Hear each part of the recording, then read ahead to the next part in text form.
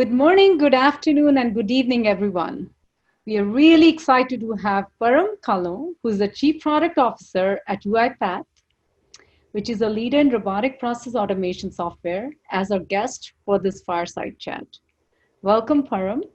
And Thank you so much. thank you. Let me give a brief intro about Param.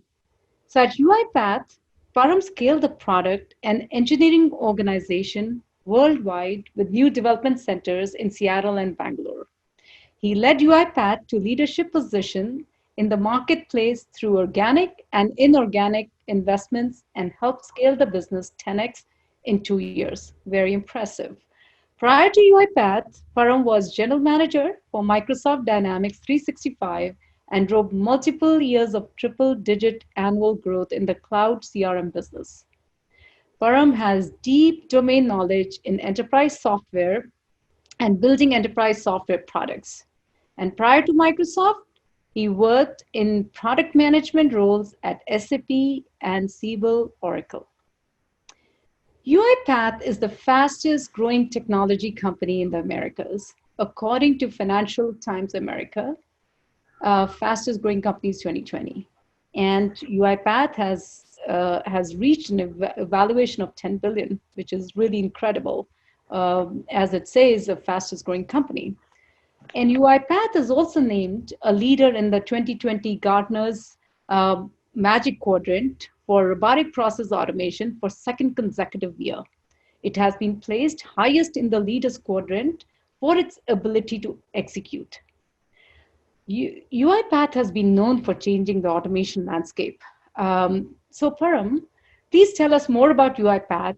What is your mission and vision? And where do you think this company is going or heading towards? Minnie, thank you so much, first of all, for having us here and giving us the opportunity to come speak. We are very, very fortunate as a company to have a really accredited set of investors that have guided us where our company is going, what we need to do.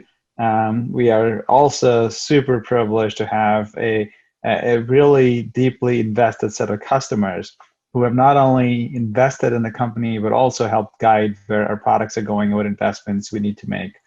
So super thankful for all of the great things that are happening to UiPath through our investors and our customers today. In terms of our mission and vision, simply put, what we want to do is we want to enable a robot for every person. When we look at what employees do daily, we want to take the robot out of the human, helping drive employee productivity. We focus on accelerating digital transformation, which helps companies make their business processes more efficient. Excellent point, Param. Param, you mentioned digital transformation, right? And it is a topic that we hear is is most discussed in the boardrooms, is something that you see, a lot of C-suites discussing. And at times it's called a necessary disruption. Do you think it's a buzzword or a marketing message used by tech companies? Do you think it's for real?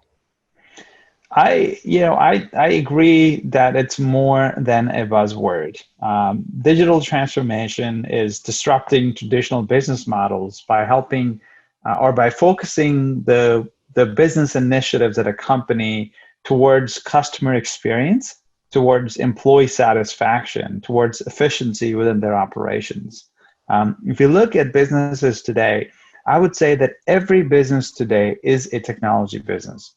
We have seen what has happened to companies in the transportation industry, companies in the hospitality industry, and it's happening to companies and industries worldwide. Even you look at automotive suppliers, they are starting to have a direct relationship with their customers, with their consumers, and selling them direct subscriptions as opposed to going through a n-tiered architecture layered of business model to get to their consumers.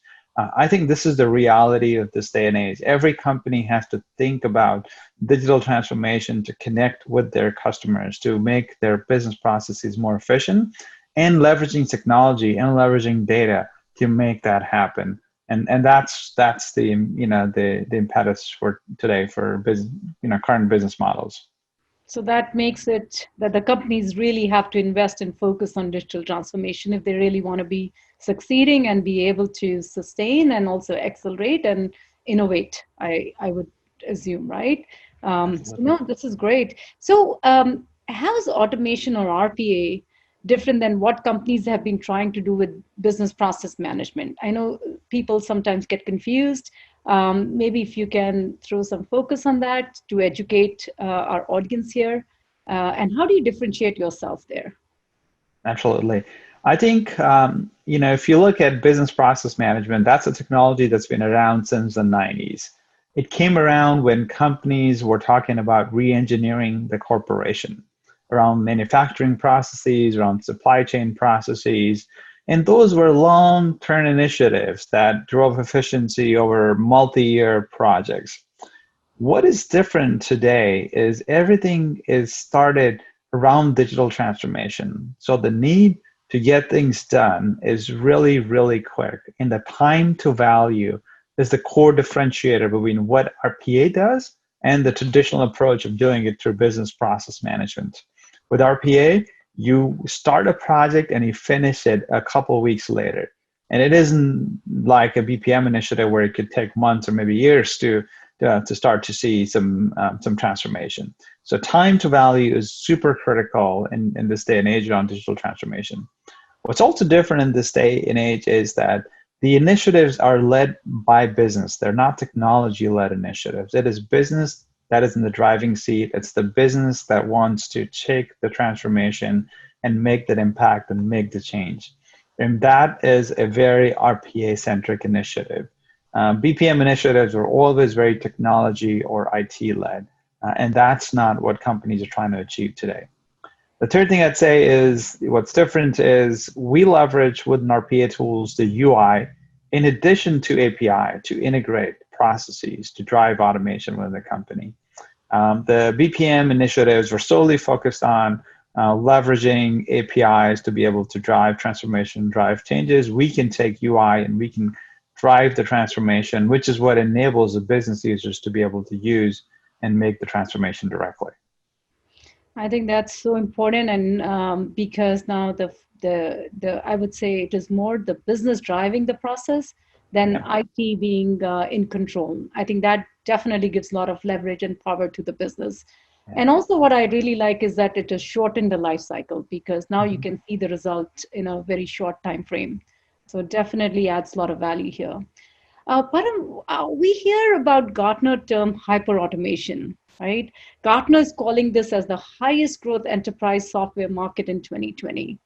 So, what is hyperautomation? Can you please help us, understand what's this new buzzword, or is it something that we all should be excited about? So, we'll look forward to hearing from you. Absolutely. So if you look at what Gartner has said around hyperautomation, we'd already started seeing similar trends and some similar demands coming from our customers that wanted to take RPA and do more with it. So hyperautomation, as Gartner defines it, is really putting RPA at its core, at the center of the transformation that companies are doing, but then circling or surrounding that with a few other technologies and things that actually make RPA more meaningful. So things like process mining or task mining that allow companies to discover processes, discover tasks based on data, based on how people are actually doing work. Being able to leverage analytics, not just for mining, but also understanding the outcome that automation is delivering to your business. Being able to leverage a lot of AI products and AI services and using them to drive transformation, whether it's taking unstructured information and processing that through robots, or whether it's driving decisioning in the context of a business process automation. We've also seen in that hyperautomation the ability to drive human-robot collaboration and automation of long-running workflow processes. So if you're trying to automate order to cash or customer onboarding in an enterprise or wholesale account, wholesale retail bank, those initiatives are typically multi-day, if not multi-week processes that take place, and many of them have to go through certain compliance steps and certain human interaction steps. So being able to manage and run that end-to-end process, is really critical. And then being able to use things like, a citizen-led initiative for business transformation, a low-code, no-code approach to automating processes, building native integrations so you can leverage the extent of capabilities available in your existing line of business applications. So that really is what hyperautomation is, combining all of these things with RPA to drive more value, more impact on your business. And that's something that we'd actually announced just a few months before Gartner came up with this term, and we called it end-to-end automation. But we like hyperautomation as a better term, and that's what we are focusing our marketing messages on as well. Well, it is definitely it connects, and it is on the hyper level. It's obviously, I think, very well coined term. So we are in COVID times, unfortunately, and the firms around the world has adapted to this new normal in respect of how they conduct the business. They're having to reevaluate the way forward. Has COVID been an accelerator or de-accelerator for you? Can you comment on that? Yeah, this is first of all, COVID is a terrible human tragedy. And I hope we will find a way back to normalcy from here relatively sooner. I can't wait for things to be back to normal again. Having said that, about our personal lives and about what's happening from a professional front, we've actually seen pockets of accelerated growth in our business. And this has come about by companies seeing an uptick in certain parts or processes within their organization. So, for example, contact centers are seeing an immense workload come through, and they're trying to figure out how they can help, use more automation to drive and handle more calls. We have seen firms hire very aggressively in certain pockets of their business, and being able to do and manage employee onboarding is a huge initiative that many of our customers have used our technology for. And as companies have adjusted to employees working from home, they have also seen that automation can actually drive a seamless experience for those employees, taking care of some of the things that they had to take care of manually. So we've seen automation being more broadly applied in the context of employees working from home as well. So all in all, I think the COVID has put a necessity on the businesses, which has impacted positively the consumption of our technology. So true. I agree. There's been a major change in how we think and how the human behavior has really adapted to this whole new way of automating and doing work in the business, definitely. How to succeed today as a tech entrepreneur? I heard your CEO saying in one of the interviews that the defining moment for you was when you turned your technology company into a customer-first company. And how do you see that ingrained in your culture and how you build your products, Param, when you think day to day? It's a great question. I hinted about this earlier as well. We are a very, very customer-focused organization, all the way from our sales, our customer success organization, our marketing, and our R&D team. Whenever we work with our customers, we're always working with them with an eye to learn something from them. And this is something Daniel discovered early on. He was an engineer who was passionate about building great technology, and he built some really cool technology and took it to customers. And what he learned in interacting with the customers early in his day, and he says it himself in his own words, that customers are actually smarter than you. They've thought about this problem and solution to those problems longer and harder. So they can guide you. They can tell you about what they need. And that has been the philosophy since day one of UiPath, in ensuring that we work very closely with our customers through whether it's structured programmatic initiatives like early access program with our customers to test the beta versions of our product, whether it's releasing everything to the community before release to the enterprise. We have taken several initiatives and made sure that these initiatives are absolutely critical to how we work within the organization. And this has been a core part and parcel of our culture and the way we do things here. Oh, that is great. I read this on your website. You make robots so people don't have to be robots. I thought that was pretty interesting. What innovations can we expect from UiPath in the near future? Great. So I'd say I'd highlight a couple of things that we've already done specifically around AI, and I'll highlight then where we think we're going. So one of the things that many people ask me is that how is AI different than RPA, and does RPA have AI? So we've always included AI as a core part and parcel of our product, and why we do that in two ways. One, there's certain native skills that we embed directly within our product. So the ability for a robot to see a screen and be able to infer information on a screen, something we call computer vision technology to do automation, is inbuilt within every one of our robots. Being able to extract information from documents after classifying the documents and extraction is inbuilt into our products. Being able to infer the process and the task based on human activity logs and system logs is also inbuilt into our product. Where we want to go in AI and some of the improvements that we're making in AI is the ability to make sure that more and more decisions, being able to create the automation that can automatically be created based on how people are doing their tasks by observing them at all times and creating automations at the edge, is one of the core initiatives that we are going to continue to drive and put a lot of emphasis from a product roadmap perspective.